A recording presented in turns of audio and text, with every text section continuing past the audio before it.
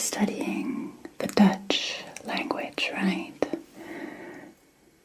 Okay, great.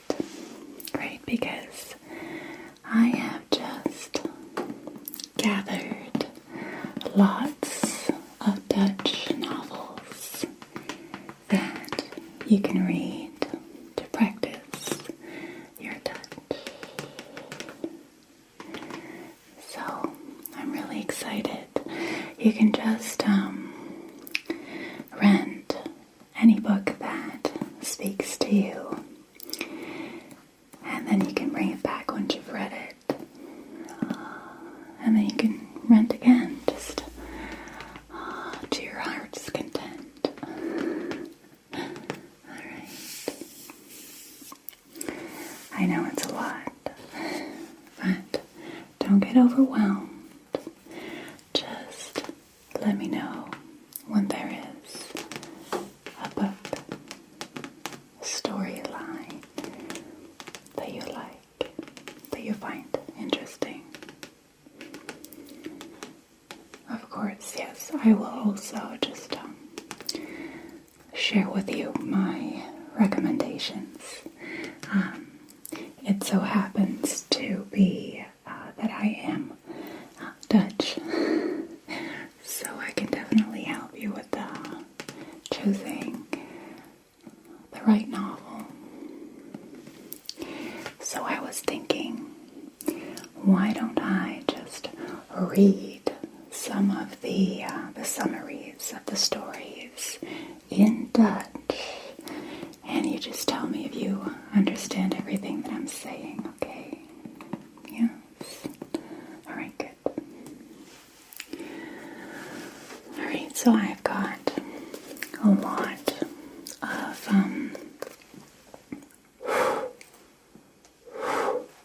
just a little bit dusty. Sorry. I have got a lot of Simone van der Vlucht. She is an historic novel writer, and I just think that her books are amazing. She's my favorite writer. Alright, so here we go. Een betoverende en onvergetelijke liefdesgeschiedenis. Are you following me? You are? Okay, good. So an enchanting, unforgettable love history, right? Yes. Okay. Florence, 1394. De 16-jarige Ginevra wordt stapelverliefd op de intelligente Antonio. Maar wanneer hij Ginevra's vader om haar hand vraagt, weigert die.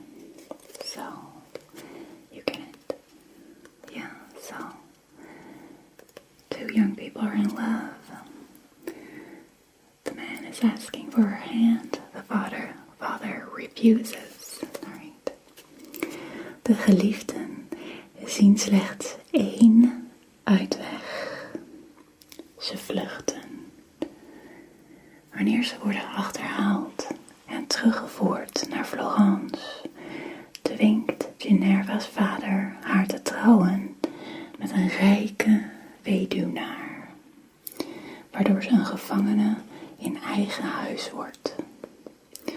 Vervolgens breekt de pest uit en niemand is zijn leven meer zeker. Alright, so she tries to flee the country with her lover, but then once they return, her father is forcing her to marry a widower, and she becomes prisoner of her own home.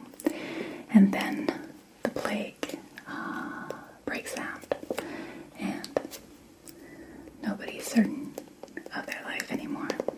Alright? So this is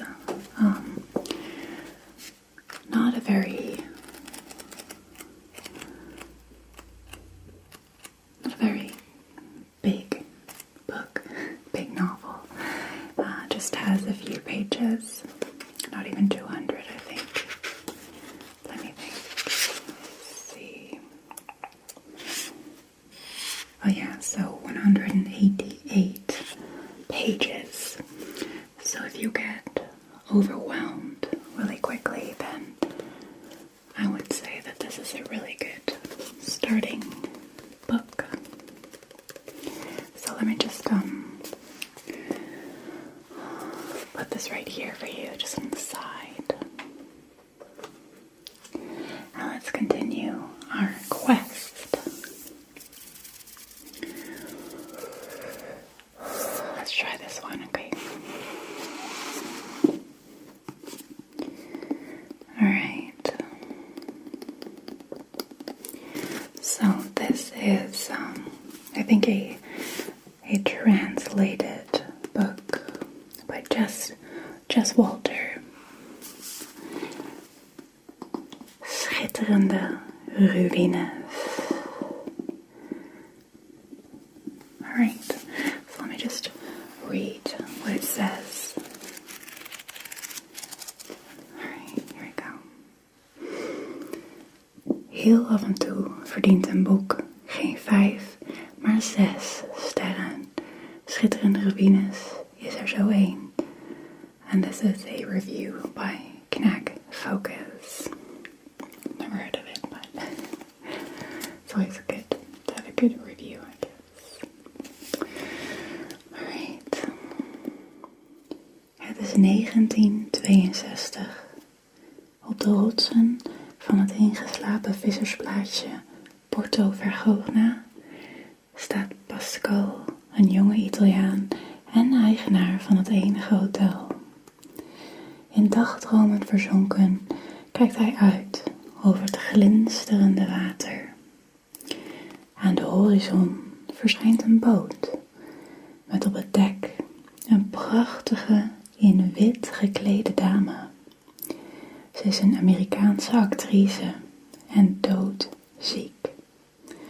Zo ontdekt hij dat ze haar intrek neemt in zijn hotel. So did you follow what I was saying? This first piece.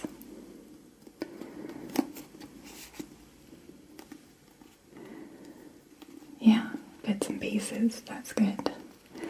That's good. So it's in a little place in Italy in 1962, and an owner of a hotel is just standing by the shore, and a boat arrives with a beautiful, dressed in white actress, Hollywood actress, and she's actually staying at his hotel, and she's really sick.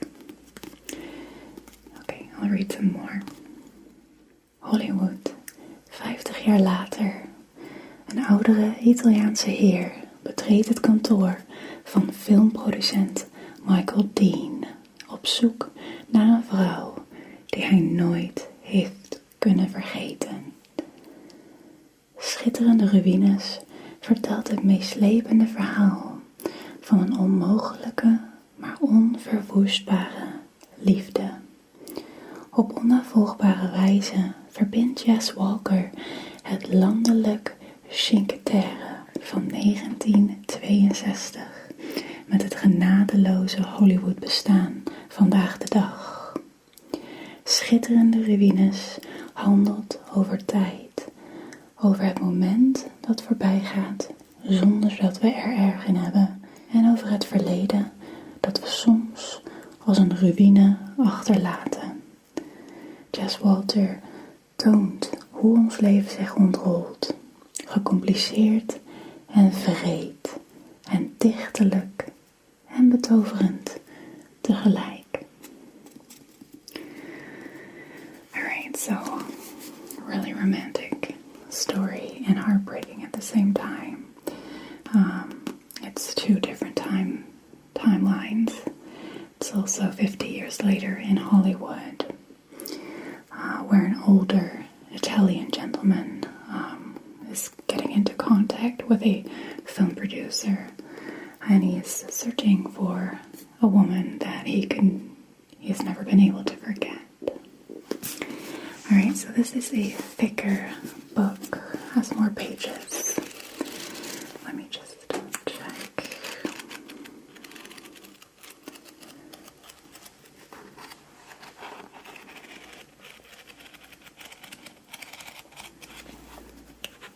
It has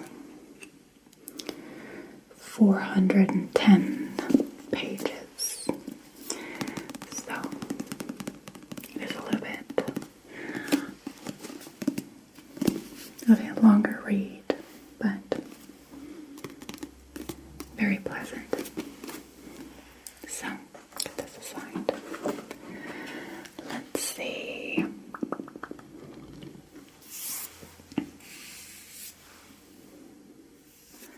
Alright, let me see. So, look, this title is called Tulpengoud, Tulip Gold, and it's also a historic novel. I'm really into those, so that's why I'm recommending them. And let me just read the back just a little bit for you, so that you can decide if this is something that you like. Okay. Alright. Amsterdam, 1636. In de statige herenhuizen langs de grachten komt de Gouden Eeuw tot bloei. Tussen alle grote kunstwerken springt er één in het oog. Een kunstwerk van moeder natuur zelf, de tulp. En om die te bezitten zijn mensen bereid heel ver te gaan. So, did you get this first part? Yeah, so that's correct. It's in Amsterdam, 1636. And the golden century is blossoming. And the one thing that is really important in that era is the tulip. Yeah, people go very far to be able to possess the tulip. Pieter, de nieuwe leerling van Rembrandt van Rijn, is een buitenbeentje. Vooral zijn enthousiasme en grote talent voor wiskunde vindt men maar vreemd. Wanneer de prijs van tulpenbollen plotseling de pan uitrijst, komt zijn kennis van wiskundige wetten echter bijzonder goed van pas. Maar dan worden verscheidene tulpenhandelaren dood aangetroffen. Als alle slachtoffers blijken te zijn geportretteerd door Rembrandt van Rijn, staat Pieters leven volledig op zijn kop. So did you get this? So Rembrandt, the famous painter, is kind of a fiction novel just designed around his life. It just made a really fun, adventurous thriller around Rembrandt's life, pretty much. So a student of Rembrandt, Pieter, is really good at math. People find him odd and strange. But with the tulip rage going on, actually his mathematic knowledge is really coming in handy. And also, several tulip traders are being found dead. And is it a coincidence that they've all been portraited by Rembrandt, or is it not? And his student Pieter, is kind of in the middle of all of it, and his life is turned upside down because of these events. So it's really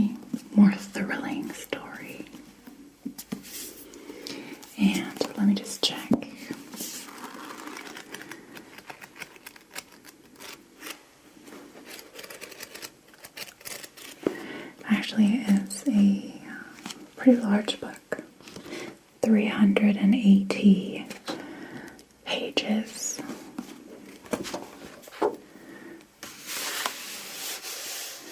So yeah, I always love a good book scent. It's really nice. So yeah. So we have 3 options. Is there a book that you'd like to try that speaks to you? The last one, yes, the Tulip Gold. Alright, you're more into adventurous, thrilling stories. I get it. Alright, well then you can rent this book and just come back in a while, 1 or 2 months or so, and when you return it, I would love to know what you think about it. And you can also just rent another Dutch novel, and I can just